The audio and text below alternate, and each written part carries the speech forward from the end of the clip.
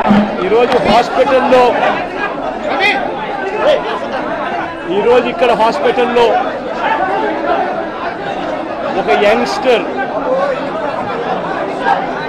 బహుశా 20-25 ఏళ్ళు ఉంటాయేమో తన పిల్లాడికి.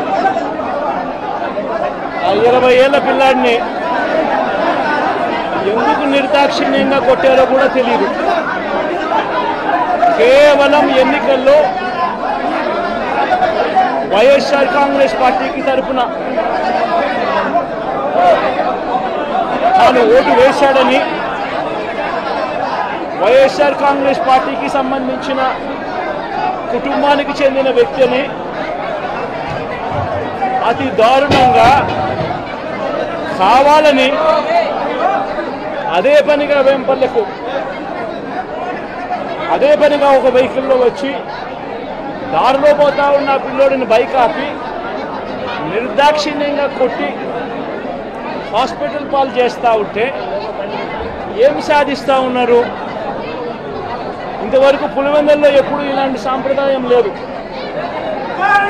ఎన్నో ఎన్నికల్లో చేశారు, ఎప్పుడు పులివెందుల్లో ఇలాంటి సాంప్రదాయం లేదు. ఎన్నికలు అయిపోయిన తర్వాత ఓటు వేయని వారిని కొట్టే కార్యక్రమం ఎప్పుడు జరగల. రాష్ట్ర వ్యాప్తంగా కూడా ఒక భయాందోళన వాతావరణం క్రియేట్ చేయడం కోసం అని రాష్ట్ర వ్యాప్తంగా ఇదే చేయిస్తూ ఉన్నారు దగ్గరుండి. ఏం సాధిస్తారు దీనివల్ల? మీరు వేసే ఈ బీజం చేసే ఈ చెడు సాంప్రదాయం రేపొద్దున మళ్ళీ తెలుగుదేశం పార్టీ కార్యకర్తలకి చుట్టుకుంటుంది. చంద్రబాబు నాయుడు అనుకుంటా ఉన్నాడు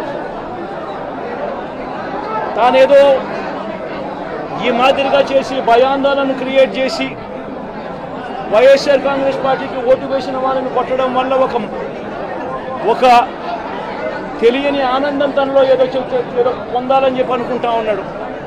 రాష్ట్ర వ్యాప్తంగా ఒక భయాన్ని క్రియేట్ చేయాలని ప్రయత్నం చేస్తూ ఉన్నాడు. కానీ నేను చంద్రబాబు నాయుడు గారికి మరొక్కసారి కూడా చెప్తా ఉన్నా, ఒక చెడు సాంప్రదాయానికి నాంది పలుకుతూ ఉన్నారు. దయచేసి ఆపండి. ఆపకపోతే మాత్రం ఎల్లకాలం మీరే అధికారంలో ఉండరు. అధికారం మారిన రోజున ప్రజలు చంద్రబాబు నాయుడు గారు చేస్తూ ఉన్న ఈ అన్యాయాలను చూసి శిశుపాలని పాపాలు పండినట్టుగా ఆ పాపాలు చాలా వేగంగా పండుతూ ఉన్నాయి. అధికారం మారిన రోజున తాను చేస్తూ ఉన్న ఈ చెడు సాంప్రదాయం తనకే చుట్టుకుంటుంది. ఈరోజు దెబ్బలు తగిలినా దెబ్బలు తిన్నా ప్రతి ఒక్కరూ కూడా రేపొద్దున ఇదే మళ్ళీ అటువైపున చేసేదానికి మీరంతటి మీరే బీజం వేస్తూ ఉన్నారు. ఇది సరైన పద్ధతి కాదు. నాయకులుగా ఉన్న మనలాంటి వాళ్ళం ఇలాంటివి ప్రోత్సహించాల్సిన పని ఎప్పుడు రాకూడదు, జరగకూడదు. దయచేసి చంద్రబాబు నాయుడు గారికి ఇప్పటికైనా చెప్తా ఉన్నా, చంద్రబాబు నాయుడు గారిని హెచ్చరిస్తూ ఉన్నాను, మరొక్కసారి మళ్ళీ హెచ్చరిస్తూ ఉన్నాను. ఇది కరెక్ట్ సాంప్రదాయం కాదు, దయచేసి దీన్ని ఆపమని చెప్పి. నిజంగానే ఒకసారి మీరు కూడా వెళ్ళి ఒకసారి చూడండి. ఒకసారి ఏం పాపం చేశాడు నా పిల్లోని, ఎందుకు కొట్టారు, ఏం పాపం చేశాడని కొట్టాడు?